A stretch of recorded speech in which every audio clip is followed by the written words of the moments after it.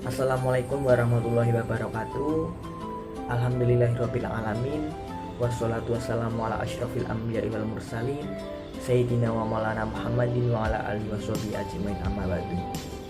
Pertama-tama marilah kita panjatkan puji syukur kehadirat Allah Subhanahu wa taala yang telah melimpahkan rahmat serta hidayahnya kepada kita semua sehingga kita selalu diberi nikmat sehat dan selalu dalam lindungannya. Tak lupa selawat serta salam kita curahkan kepada junjungan kita Nabi Agung Muhammad Sallallahu Alaihi Wasallam yang kita nantikan syafaatnya kelak di yaumul akhir nanti. Yang saya hormati Bapak Nasruddin selaku dosen pembimbing mata kuliah ilmu hadis. Perkenalkan, saya Bagus Prastya Aji, mahasiswa dari Universitas Alma-Ata Yogyakarta, Fakultas Agama Islam, Prodi Pendidikan Agama Islam semester 2. Saya di sini ingin meresensi buku kuliah Ulumul Hadis yang diterbitkan oleh Lembaga Pengembangan dan Studi Islam LPSI Universitas Ahmad Dahlan Yogyakarta. Yang pertama, saya akan menjelaskan tentang biografi penulis dari buku kuliah Ulumul Hadis ini.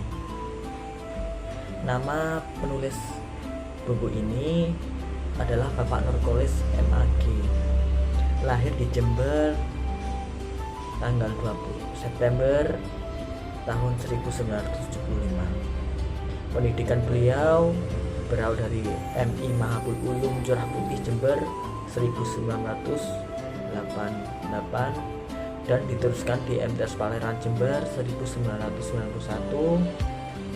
Sekolah menengah atas beliau MAPK Jember pada tahun 1994. Pendidikan S1 beliau di IAIN Sunan Kalijaga Yogyakarta pada tahun 1998.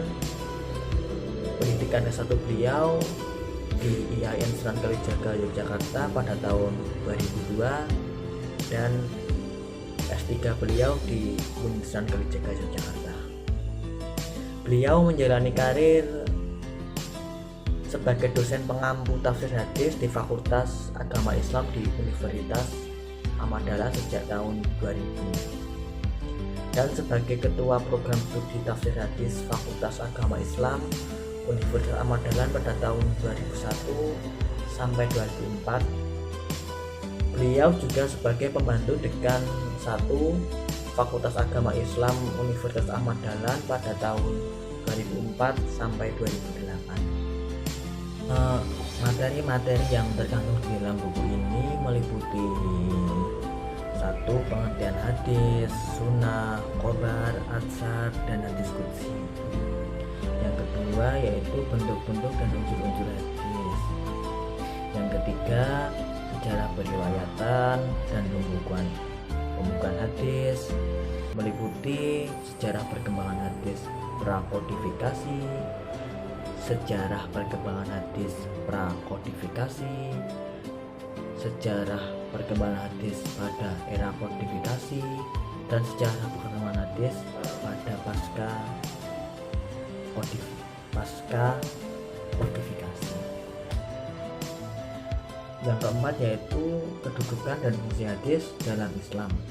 Yang kelima, ulumul hadis. Yang keenam, kaidah dan kesohihan hadis.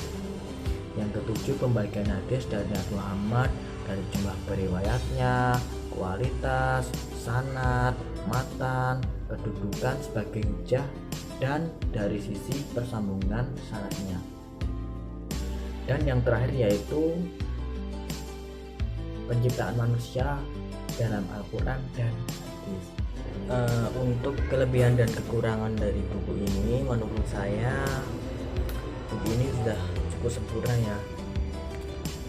Untuk kelebihannya saja, dari penulisan sudah rapi, penulisannya sudah rapi ya.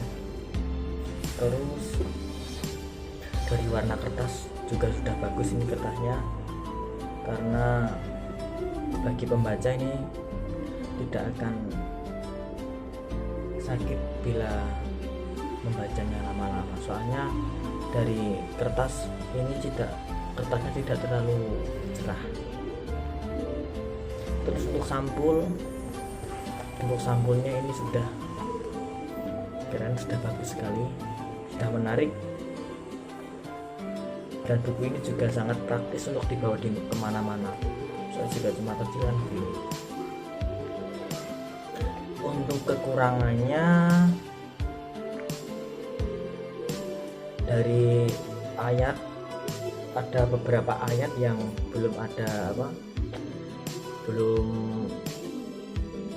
belum ada artinya, maksudnya belum ada penjelasan dari ayat ini. Kalau artinya ada tapi belum ada penjelasannya.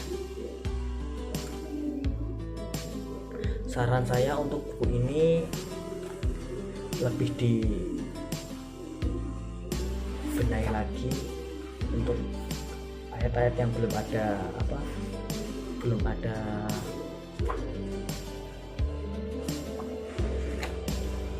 ada penjelasannya. Itu saja sih.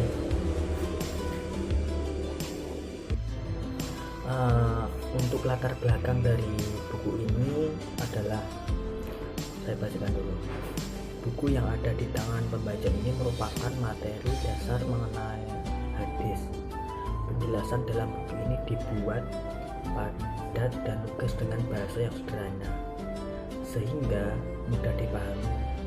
Pembaca akan diajak mengenal hadis, mulai dari pengertian, unsur-unsur pembentukan hadis, kedudukan dan fungsi hadis dalam Islam, ilmu-ilmu hadis, kaidah kesohihan hadis, dan pengembangan hadis.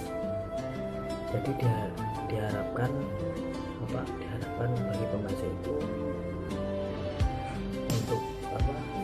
untuk lebih mengenal apa itu hadis, mulai dari pengertian, unsur-unsur pembentukan hadis, fungsi hadis, ilmu hadis, dan lain-lain.